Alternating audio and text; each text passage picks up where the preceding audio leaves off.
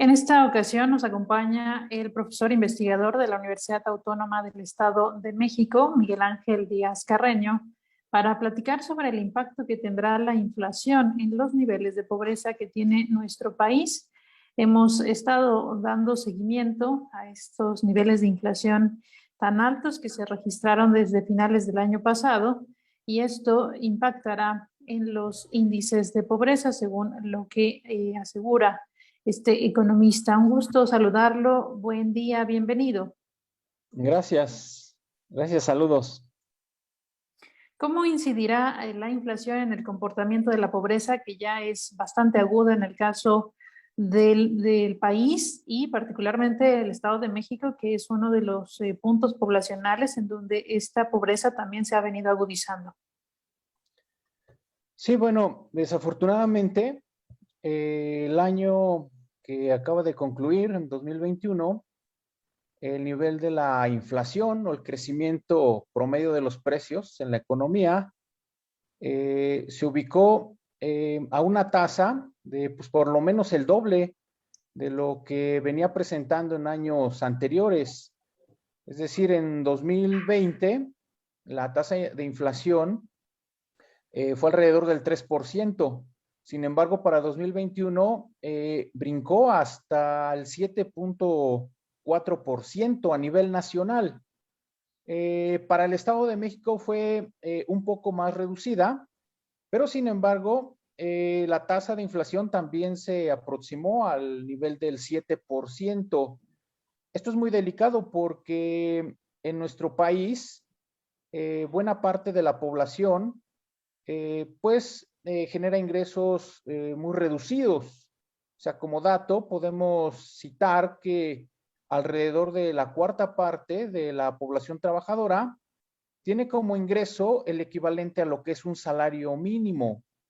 Si entonces, no obstante que el salario mínimo se ha incrementado de manera importante en los últimos años, pues este sigue siendo insuficiente para las necesidades más básicas de la población. Entonces, un aumento de precios como el que venimos observando, por arriba de 7%, pues simple y sencillamente significa menores niveles de bienestar para la población en su conjunto y además un aumento importante en los niveles de pobreza, en particular de los niveles de pobreza extrema.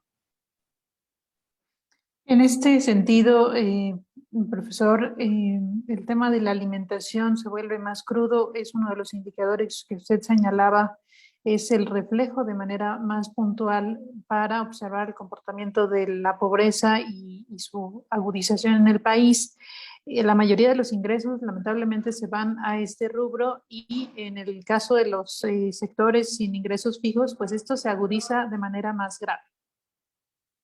Sí, efectivamente. Estamos hablando del crecimiento de precios a nivel global en nuestra economía cuando nos referimos que estos precios se incrementaron 7.4% en 2021. Sin embargo, de manera más precisa, si hablamos del rubro de alimentos, estos registraron poco más de 11% de crecimiento el año pasado. Entonces, esto realmente viene a significar un problema mayúsculo para nuestra sociedad, en el entendido de que una muy buena parte de la población, en el mejor de los casos, tendría para adquirir los productos de la canasta básica. Sin embargo, si nos remitimos a las cifras que publica Coneval en cuanto a la línea de pobreza extrema, ¿verdad? Pues sucede que las personas que obtienen como ingreso el equivalente a un salario mínimo, ¿verdad? Pues se encuentran muy por abajo de esa línea llamada de pobreza extrema. Entonces estamos hablando de que más de la cuarta parte de la población trabajadora se ubica muy por debajo de esa línea de pobreza extrema.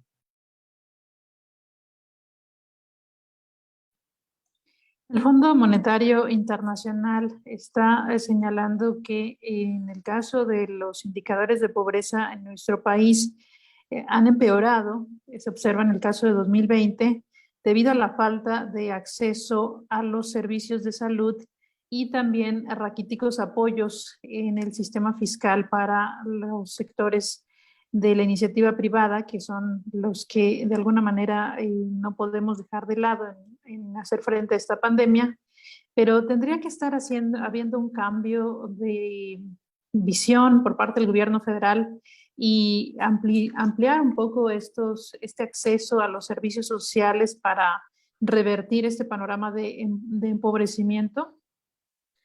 Sí, efectivamente, la política económica y sobre todo la política orientada al apoyo social sí tendría que modificarse de manera muy importante, porque con el ingreso que obtiene, digamos, los sectores más vulnerables, los sectores de más bajos ingresos en nuestro país, las personas, las familias, en el mejor de los casos, alcanzan a cubrir sus gastos de alimentación básica, ¿verdad? En el mejor de los casos, porque la verdad es que tenemos una buena parte de esa población que ni siquiera esto logra cubrir. Entonces ya pensar que pueden acceder al consumo también, digamos, más básico en cuanto a productos de salud, servicios de salud, pues eso simple y sencillamente no es posible. El gobierno debería de invertir de manera considerable en abordar estos rezagos, porque finalmente esta falta de acceso a la salud, ¿verdad? Los servicios más básicos, bueno, pues es un problema ya añejo, un problema ya de mucho tiempo atrás, en donde el gobierno pues no ha destinado una inversión suficiente, ¿verdad? Para que este tipo de servicios a la población, pues bueno, sea de una manera ya, digamos, digna, porque hablar de suficiencia, pues realmente es complicado. O sea, hay un rezago de muchas décadas en este sector, particularmente el de la salud, y que muy difícil se puede revertir, digamos, en los próximos 2, 3 años, que bueno, es lo que es el periodo en que concluiría este gobierno, ¿no?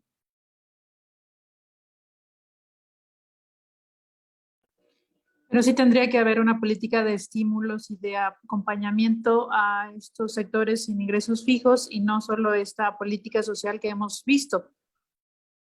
Sí, efectivamente. Lo que pasa es que el tema de la salud, digamos, es un aspecto fundamental para el desarrollo y por consecuencia para el bienestar de las personas. Aunado a ello, también podemos agregar el tema de la educación. O sea, la calidad de la educación, desde el nivel básico, sabemos que no es el adecuado. Entonces se van agregando una serie de indicadores como el de salud, el de educación, el prioritario que hemos discutido con anterioridad, que es el de la alimentación.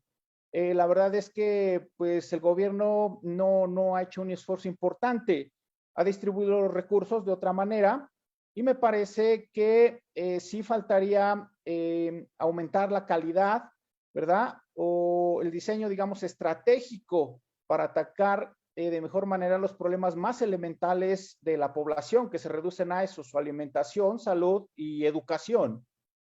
Pues le agradecemos muchísimo, profesor Miguel Ángel Díaz Carreño, la oportunidad de platicar en este espacio y estamos atentos. Gracias, buen día. Claro que sí, gracias. Hasta luego. La voz de los especialistas en torno al impacto de la inflación en los niveles de pobreza en México.